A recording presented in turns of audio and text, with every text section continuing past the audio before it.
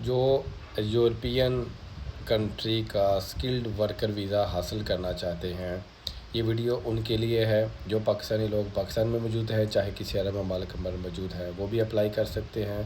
کچھ دن پہلے پاکستان کے جو پرائم منسٹر ہے ان کی طرف سے بیلاروس کے ساتھ جو میٹنگ ہوئی تھی، اس میں 1.5 لاکھ سکلڈ ورکر کی ضرورت تھی، اس کی ریکوائرمنٹ ہے۔